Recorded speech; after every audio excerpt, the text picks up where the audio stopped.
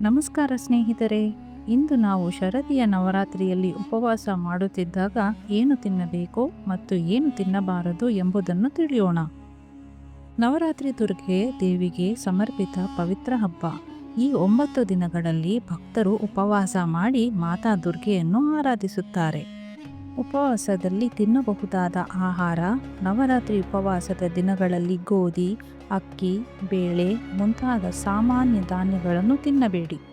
ಬದಲಿಗೆ ಸಾಮಾನ್ಯ ಅಥವಾ ವೈರೈ ಅಕ್ಕಿ ಸೇವಿಸಬಹುದು. ಈರುಳ್ಳಿ, ಬೆಳ್ಳುಳ್ಳಿ ಮುಂತಾದ ಆಹಾರವನ್ನು ತಪ್ಪಿಸಬೇಕು. ಸಾತ್ವಿಕ ಆಹಾರ ತಿನ್ನುವುದು ಉತ್ತಮ. ಮಾಂಸಾಹಾರ ಮತ್ತು ಮದ್ಯವನ್ನು ಈ ದಿನಗಳಲ್ಲಿ ತಿನ್ನಬಾರದು.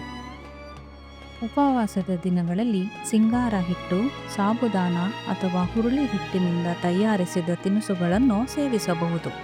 ಹಣ್ಣುಗಳಲ್ಲಿ ಸೇಬು, ದಾಳಿಂಬೆ, ದ್ರಾಕ್ಷಿ, ಬಾಳೆಹಣ್ಣು ಮುಂತಾದ ಹಣ್ಣುಗಳನ್ನು ತಿನ್ನಬಹುದು. ಬಾದಾಮಿ, ವಾಲ್ನಟ್, ಮಖಾನ, ಕಡಲೆಕಾಯಿ ಮುಂತಾದ ಒಣಹಣ್ಣುಗಳನ್ನು ಶಕ್ತಿ ಕೊಡುತ್ತವೆ. ತರಕಾರಿಗಳಲ್ಲಿ ಆಲೂಗೆಡ್ಡೆ ಮತ್ತು ಸಿಹಿಗೆಣಸು ಸೇವಿಸಬಹುದು. ಹಾಲು, ಮೊಸರು, ತುಪ್ಪ ಕೂಡ ಉಪವಾಸದ ದಿನಗಳಲ್ಲಿ ತಿನ್ನಬಹುದು. ಉಪವಾಸದ ನಿಯಮಗಳು: ಈ ಅವಧಿಯಲ್ಲಿ ಬ್ರಹ್ಮಚಾರ್ಯವನ್ನು ಪಾಲಿಸಿ ಮತ್ತು ಹಗಲಿನಲ್ಲಿ ಹೆಚ್ಚು ಮಲಗದಿರಿ.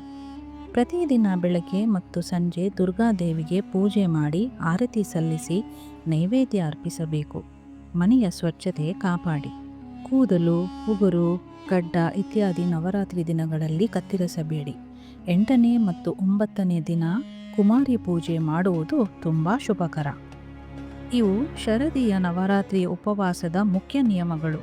ನೀವು ಈ ನಿಯಮಗಳನ್ನು ಪಾಲಿಸಿ ಉಪವಾಸ ಮಾಡಿದರೆ ಮಾತಾ ದುರ್ಗೆಯ ಆಶೀರ್ವಾದ ನಿಮಗೆ ದೊರೆಯುತ್ತದೆ.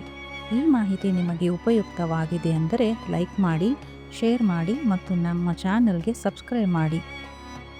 ಜೈ ಮಾತಾದಿ ಎಂದು ಕಮೆಂಟ್ ಮಾಡಿ.